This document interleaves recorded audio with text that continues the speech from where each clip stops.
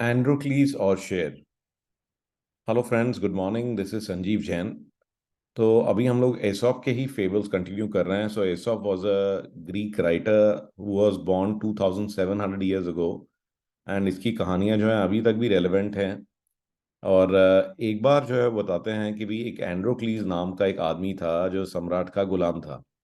और वो जो है सम्राट की ना काम कर करके और जो जुल्म डेली उसको जो है उसको जो परेशान करते थे, तो उनसे परेशान होकर के जो है वो जंगल में भाग गया।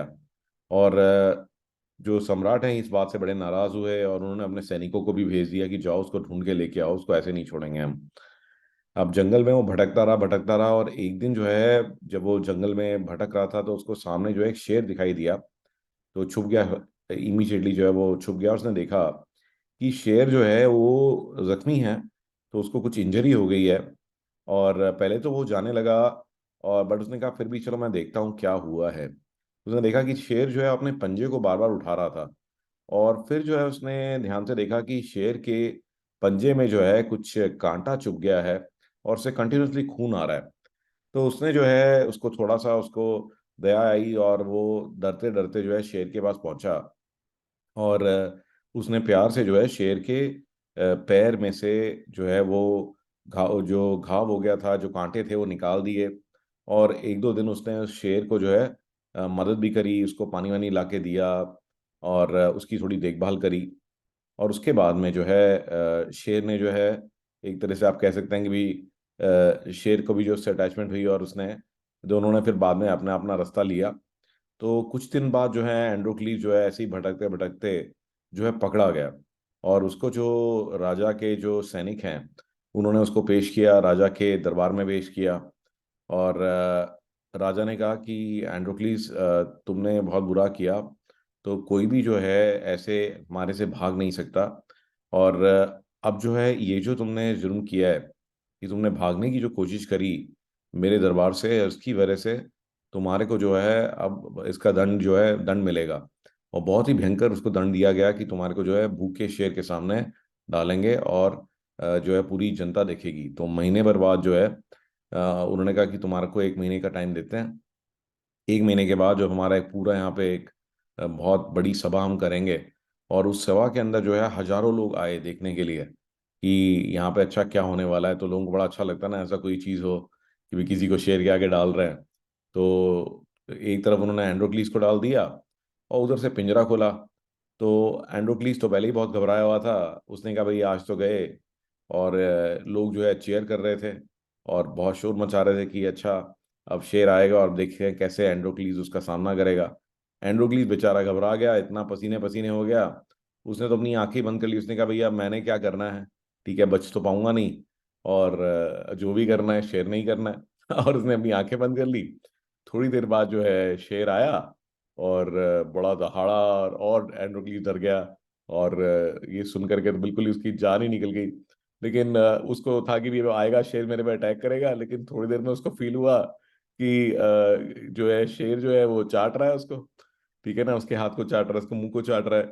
तो वो घबरा गया। उसने अपना आंखें खोली तो उसने देखा कि अरे ये तो वही शेर है जिसको जंगल में मैंने मदद करी थी।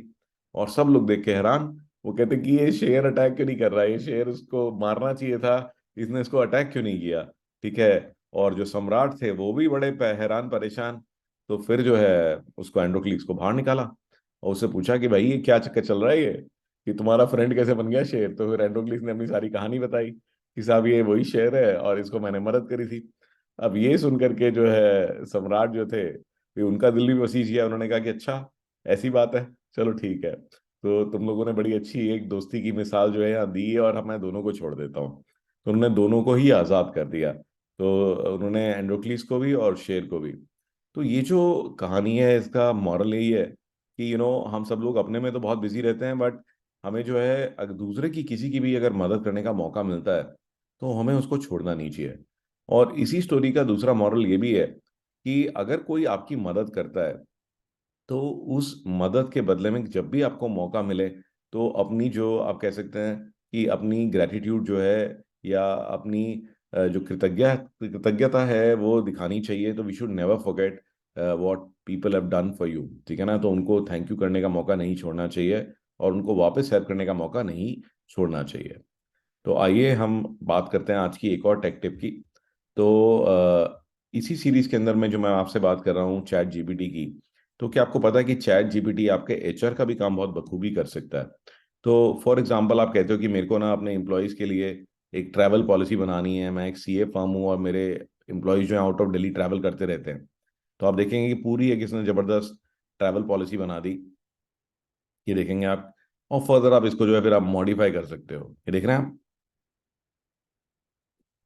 तो वेरी वेरी नाइसली डन, और बहुत अच्छे से इसने बनाई है। अब इसी तरह से एचआर में हम इससे और क्या क्वेश्चन पूछ सकते हैं। अब जैसे आप कहते हैं कि भी मुझे एक KRA KPI चाहिए for CEO of a company, और इसको हम कह सकते हैं मैन्युफैक्चरिंग बाथ फिटिंग्स। देखिए, तो इसने बहुत अच्छे से पूरा एक KRA बना दिया है, financial planning and analysis, financial reporting and analysis, cash flow and work flow management, risk management. तो देखिए पूरा इन डेप्थ, तो it is given everything in detail. तो आप KRA KPI बनवा सकते हैं, ठीक है। आपको जॉब डिस्क्रिप्शन लिखवाना है, pre sales of a company, ठीक है, डूइंग IT नेटवर्किंग प्रोजेक्ट्स। देखिए IT नेटवर्किंग प्रोजेक्ट्स के लिए इसने पूरा, तो देखिए, तो आप अपने एरिया के हिसाब से आप पूरा इससे देखिए पूरा एक इससे JD बनवा सकते हैं। Isn't this amazing? तो please go ahead and use this. I am sure कि ये आपके लिए बड़ा यूज़फुल होगा। तो जो ये मैंने आपको यूज़ बताए, they will come in handy, and I look forward to seeing you in the next story.